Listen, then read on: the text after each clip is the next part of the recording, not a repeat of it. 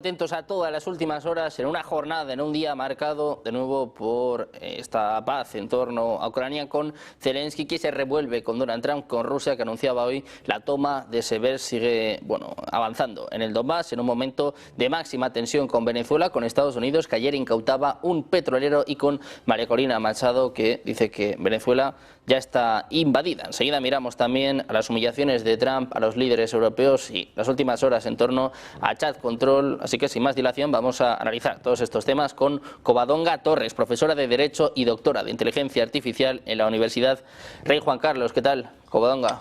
Muy buenas tardes.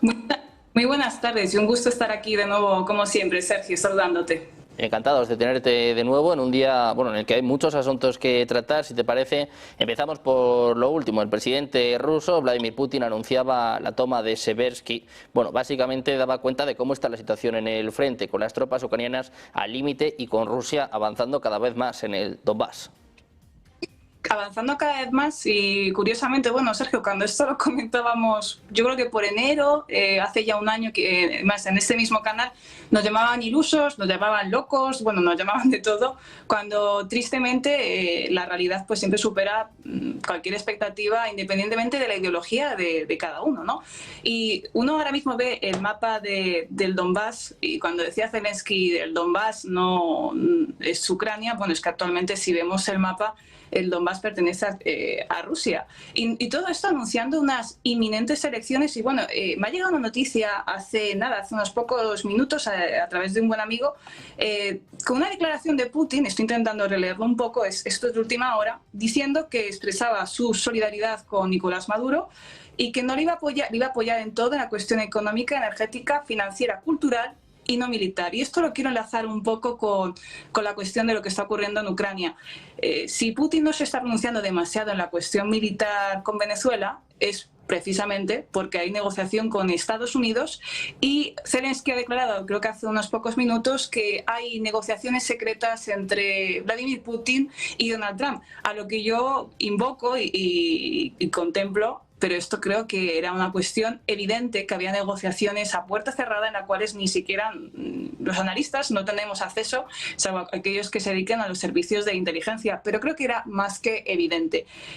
Hablaba, Zelensky, y despotricaba hace unos pocos minutos sobre la relación entre Estados Unidos y Vladimir Putin. Lo que se podría entender que lo que está ocurriendo en Venezuela y la postura de perfil de Rusia en estas circunstancias, como ocurrió, o la misma táctica de lo que ocurrió en Irán. Lo que no significa que haya una ruptura entre, ni mucho menos, entre Nicolás Maduro y Vladimir Putin. Aunque esta anunciación de esas elecciones, que se negaban hace unos pocos meses estas elecciones, yo creo que es porque la realidad está superando los deseos o designios de Volodymyr Zelensky, el cual, recordemos que tiene a su mano derecha, pues como está ocurriendo también aquí en España, ahora mismo acusado de corrupción. La pregunta es, pero ¿cómo es posible que una persona tan cercana, un allegado tan íntimo, no supera de todo esto, sin contar con la cuestión energética, Sergio? Pues un momento para mirar a lo que ocurre en Ucrania, esa corrupción, y también un momento, para mirar a Venezuela. Hoy el foco de la actualidad pasaba por Oslo, por Noruega, donde María Corina Machado ha sido preguntada por una invasión de Estados Unidos. Ayer la noticia era este petrolero que anunciaba el propio Trump que habían incautado. Hoy decía Machado que Venezuela ya ha sido invadida, pero no por Estados Unidos, sino por Irán, por agentes rusos, por Hamas, por Hezbollah. Te quiero preguntar por esto, ¿qué te parecen las declaraciones de Machado y el hecho de que su hija recibiera ayer el Premio Nobel de la Paz? Él entra dentro de su itinerario ideológico y político. Sabemos que Corina Machado es muy cercana a los Estados Unidos y es una liberal de toma y lomo. Por lo tanto, coincide obviamente con el intervencionismo americano, y aquí, independientemente de la ideología de cada uno, de las creencias, está el derecho internacional. No puedes incautar un barco petrolífero no se puede hacer a nivel internacional, y esto nos recuerda un poco al escenario de Panamá del 89, que ocurrió lo mismo. Llegó la Corte Penal Internacional de Justicia y al final la única responsabilidad que hubo por parte de los Estados Unidos fue que tuvieran que dar unas disculpas públicas o una reprimenda más bien moral y ética que efectiva. Obviamente, Corina Machado está en línea con todo lo que refiere a los Estados Unidos y no va a considerar un intervencionismo o inyección de capital, por ejemplo, un tránsito de gobierno con ya sea Donald Trump o, imaginemos en un futuro, a los demócratas en el país. Que es innegable que obviamente hay intereses políticos, energéticos. Recordemos que es que Venezuela tiene una riqueza impresionante, se alberga en su interior unas cantidades de petróleo que serían la envidia de toda Europa, bueno, y de todo el mundo en general, y dispone de esos recursos energéticos que realmente, lo que realmente dictamina la autonomía de los estados o su frugalidad en este caso es la cuestión energética, no solo por abastecerse uno mismo, sino por lo que te compran los demás.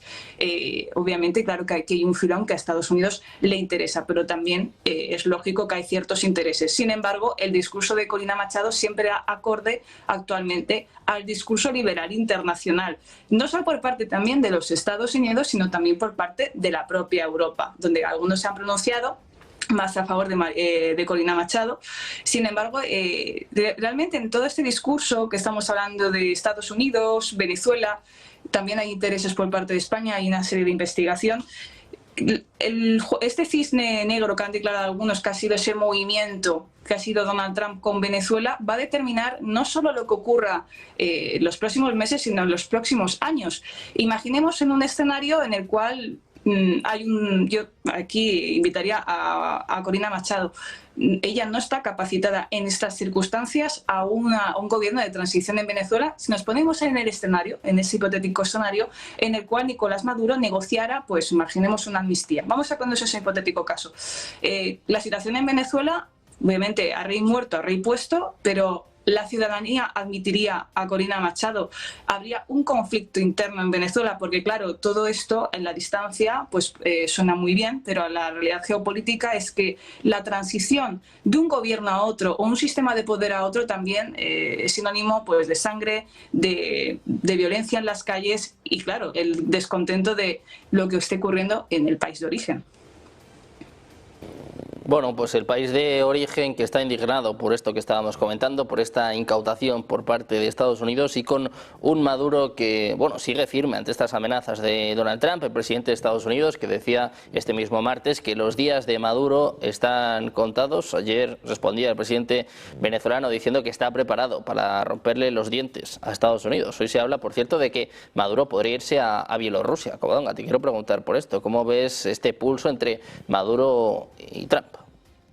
Bueno, a ver, Maduro y Trump pues están jugando un poco a ese juego de la dialéctica de forma obviamente desorbitada y en este caso está muy fuera de lugar, no la defensa, sino simplemente pues el comentario pues no es dentro de lo correcto o del protocolo esperado, pero es que tampoco Trump está dentro del protocolo esperado, cada uno en sus formas. Se ha hablado, sí, de Bielorrusia, algunos han dicho incluso Qatar, hay diferentes negociaciones, incluso Irán, incluso habían dicho Irán en su momento. Sin embargo, vería mucho más factible la cuestión de Bielorrusia por ser también país aliado de Rusia, obviamente, o la cuestión iraní. Qatar lo veía mucho más complejo también por sus relaciones con terceros países y que no convendría a lo mejor en sus negociaciones con los Estados Unidos. Aquí, en este juego también de poderes, es importante la dialéctica cara a la ciudadanía. Obviamente Maduro debe responder, Donald Trump responderá nuevamente. Sin embargo, recordemos que la posición de Estados Unidos, vamos a ver, es una de las grandes potencias mundiales junto con China, podemos considerar Rusia, por supuesto. El pulso con los Estados Unidos hay que ser realista. Sin embargo, ojo que la milicia venezolana tiene mucho que dar y por lo tanto no creo en ningún momento, Sergio, que haya una invasión terrestre. Simplemente creo que esto va a ser un poco, algunos pueden considerar una guerra de guerrillas o una nueva o una 0.2 guerra fría en el Mar Caribe.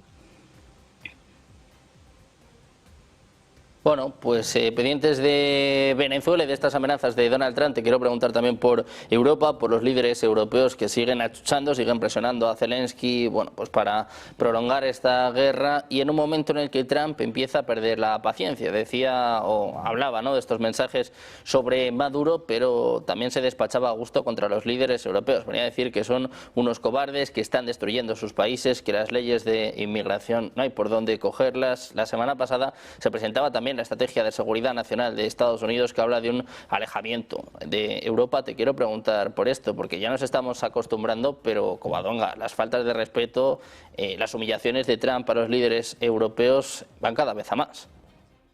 Bueno, aquí hay que reconocerle entonces a Maduro que tiene más coraje que todos los líderes europeos respondiendo, pero es la realidad. Vamos a ver, el posicionamiento geopolítico de Europa está más pensado en una cuestión a nivel interno de controlar a la ciudadanía, ahora mismo pues con medidas como chat control o el debate de la libertad de expresión. Y si un enemigo o un aliado, en este caso un aliado estratégico, que son los Estados Unidos, que esto es una pura doctrina Monroe, porque esto es pura y exclusivamente una doctrina Monroe que estamos viviendo en Europa, se permite estas licencias y no hay capacidad de réplica, esto evidencia un problema que teníamos desde hace no un año o dos, o la guerra de Ucrania. Esto ya se remonta a décadas. Si yo, en estas circunstancias, si Schuman o Jean Monnet levantaran la cabeza, yo creo que bueno, lo primero que haría es vamos a decir, una regeneración de la Unión Europea. En este caso, ese informe no solo habla de ese informe que ha salido por parte de los Estados Unidos, no solo es una crítica a los líderes europeos. Aquí también creo que es una crítica a la sociedad europea, salvo esos movimientos que también indican el informe, pues hablando de Meloni, hablando de Orbán, de todo este tipo de nuevos movimientos políticos, nuevos partidos, vamos a decir, algunos denominan de extrema derecha, otros dicen, pues como AfD en Alemania, extrema derecha, y lo podemos calificar como bien gustemos, pero que están siendo como, vamos a decir, esa lanza de Longines que podría estar allí salvando lo que, según dirían los Estados Unidos, la identidad europea. También remarca muchísimo la cuestión migratoria. Otra cuestión, el tema de Ucrania, el tema de la guerra. Conviene siempre que haya un factor externo que señalizar para nuestros problemas internos, Sergio. Es la mejor manera de no asumir responsabilidades en política, y esto es lo curioso, señalar, porque al final la atención es lo que actualmente es un negocio, es el negocio de la atención. Hablamos en los medios de comunicación, hablamos en las redes sociales, pero señalar a problemas externos como puede ser la guerra de Ucrania, que es el comodín y el joker para justificar toda nuestra decadencia, cuando no asumen que la cuestión migratoria está siendo un problema muy grave, el problema identitario, el problema de la vivienda, el problema económico, el endeudamiento de los jóvenes que a día de hoy se ven sin futuro o sin un trabajo digno, y, por supuesto, la carga impositiva, bueno, los impuestos. Los impuestos que uno considera, que también esto lo critica los Estados Unidos, y así resumiéndolo para los espectadores que vivan fuera de Europa, esa crítica de que un español o un francés mantiene a otro mediante la cuestión de las subvenciones y cuánto se dedican al sector público. Todos estos síntomas que señala Estados Unidos es la decadencia occidental. Y bien es cierto, también lo dijo Vladimir Putin en unas declaraciones recientemente, hablando de que Europa para él, la Europa que él conocía, imagino, intuyo entre líneas en ese diálogo, había fallecido hace mucho tiempo. ¿Tenemos capacidad de réplica a los comentarios de Donald Trump? Pues aquí vuelvo a decirlo, Nicolás Maduro ha tenido más coraje en responder, aunque sea de esas maneras. Europa no, y es agachar la cabeza significa una sumisión, que también es una cuestión de la energía, una cuestión energética y empresarial.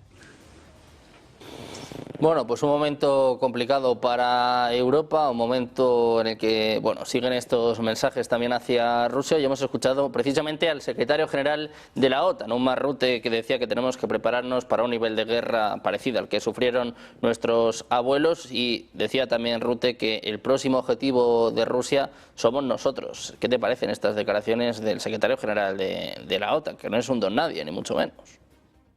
Nosotros somos el objetivo. Bueno, yo no sé Rusia, pero a mí me preocupa más actualmente el precio del alquiler en España, Sergio, o ver los salarios que hay en Europa. Si actualmente nos estamos evocando una guerra, Yo creo que ese porcentaje por cierto, un importante porcentaje de ese rearme europeo va a páginas web y cuestión administrativa. Si realmente tenemos una amenaza inminente, yo, haría un cambio de los presupuestos generales del Estado de cada país o ese 5% en defensa y obligar a toda la Unión Europea a un servicio militar obligatorio. En el momento que haya un servicio militar obligatorio es cuando yo debería asustarme, de verdad. Es ahí cuando yo me asustaría y contemplaría esa posibilidad de esa inminente invasión por parte de Rusia. Ese discurso que aquí lo hemos comentado en varias ocasiones es un poco confuso. Hace unos pocos años, cuando comenzó la guerra, decían que sus armas eran el chip de las lavadoras y a día de hoy parece ser que, bueno, que es que no solo van a conquistarnos a nosotros, van a llegar a Marruecos, van a llegar a Mauritania y van a acabar con toda Europa. Pero esto se suma a ese discurso que hemos dicho antes de la pleitesía frente a los Estados Unidos. Dirigir la atención de nuestros problemas que actualmente son institucionales, estructurales e identitarios, que esto es una cuestión muy importante. El problema identitario de Europa, que no sabe ni a dónde va, no tiene un rumbo fijo. Actualmente los problemas de natalidad en Europa son abismales.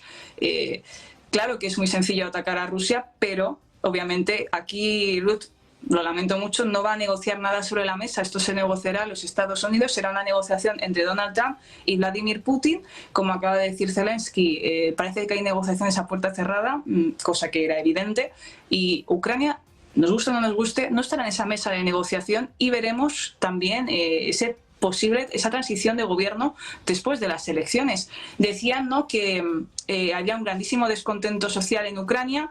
Y esto no sale en las noticias, tampoco ha salido en las noticias el caso de corrupción de Ucrania, ha sido, ¿no?, un pequeño apartado al margen, y ahí te das cuenta de que los medios tradicionales tampoco quieren hacer ver un problema que de este medio de comunicación, por ejemplo, se llevan meses tratando desde el principio. Esa realidad es que no hay mayor ciego que el que no quiere ver, y tenemos otros problemas, por ejemplo, como puede ser chat control o la denuncia de la libertad de expresión, que recientemente ha empezado una guerra, tanto el creador de Telegram como Elon Musk.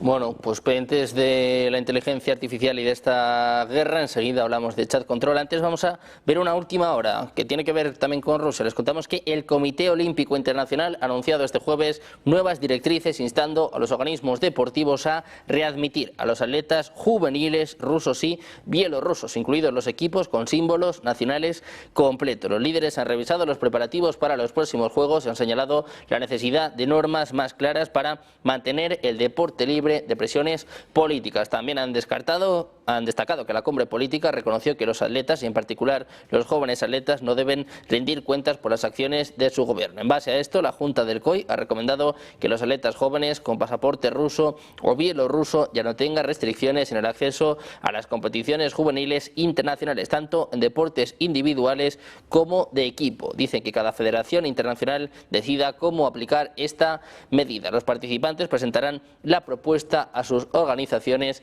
para su revisión. Pendientes de esta última hora, pendientes de esta noticia por parte del COI, vamos a seguir mirando a más noticias, vamos a seguir mirando a más cuestiones. Covadonga, te quiero preguntar por chat control. Ha sido uno de los temas, de los que más se ha debatido en las últimas semanas. Europa sigue dando pasos hacia el control total y ahora parece que se ha aprobado, que está a punto de aprobarse esta iniciativa. ¿Qué supone y también, pues hasta qué punto va a llegar el control por parte de los gobiernos europeos? Aquí se critica con una mirada condescendiente lo que ocurría en China, del control social, ¿no? Eso se comunicaba desde la Comisión Europea, se hacía ese famoso reglamento europeo de inteligencia artificial sobre el control biométrico y, sin embargo, he aquí la cuestión. Hacemos un chat control que, para que los espectadores, que entiendo que ya saben lo que es, seguramente, pero que lee toda nuestra mensajería y mediante una inteligencia artificial de árbol de decisiones habrá palabras clave, desconocemos qué palabras clave, que pueden dar lugar al reconocimiento, ¿no?, de contenido de abuso infantil, ¿no?, de cierto contenido.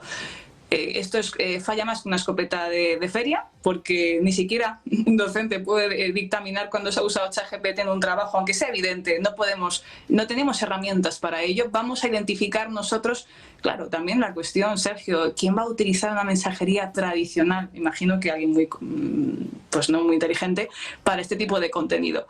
Y lo que ocurre tanto en Reino Unido, y imagino que se puede implementar en España con este chat control, es por ejemplo, para hacer cierto contenido, pues verificar si eres mayor de edad. Y esto es muy peligroso, que esto sí que lo pone chat control.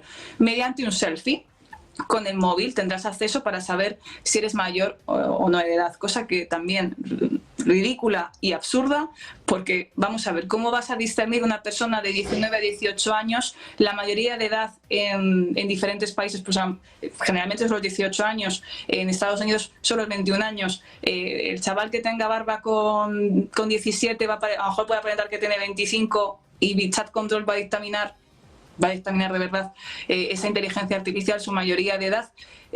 Además, en la siguiente cuestión, siempre hablamos de concienciación de los datos personales, ponemos multas por la cuestión de los datos personales. ¿Qué me garantiza a mí que este control biométrico de mi rostro, que es el mismo que se utiliza, por ejemplo, para desbloquear el teléfono o acceder a la banca digital en muchos dispositivos, dónde van? Dicen, no, esto va a ir a un banco de datos digital de la Unión Europea, centralizado, muy seguro. No hay nada seguro que esté conectado a una red.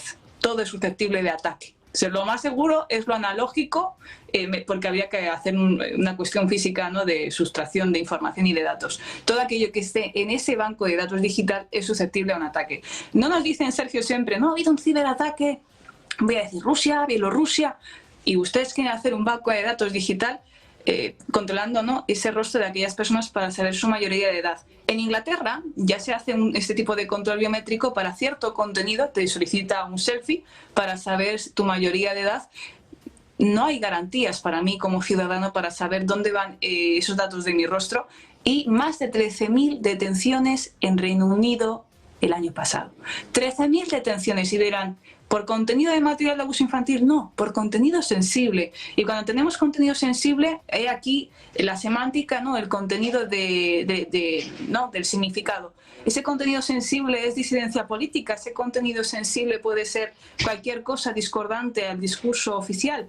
Esto es un drama, esto es el duelo de la libertad y de la historia de la democracia, que tanto no nos vanagloriamos en Europa de ello y criticamos tanto a otros países. Esto es una barbaridad. Bueno, pues pendientes de chat control y acostumbrados ya, bueno, pues precisamente, ¿no?, este control que intentan de alguna forma llevar a cabo en Europa los líderes europeos. Covadonga, muchísimas gracias por estar con nosotros, un placer como siempre contar contigo, muchas gracias. Buen día, muy buena tarde.